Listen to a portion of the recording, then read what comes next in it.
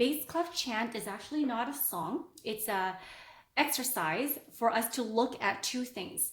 So let's look over here. You have A. The A below middle C these are both left-hand notes. A is the first letter of the alphabet, and it's also the first line in left hand.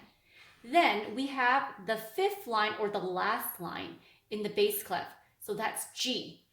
A way to remember that is by saying A is the first letter of the musical alphabet, G is the last letter of the musical alphabet. Do you see that? A is on the top and G is on the bottom. So start here with me and say it together. A is the first letter of the musical alphabet. G is the last letter of the musical alphabet.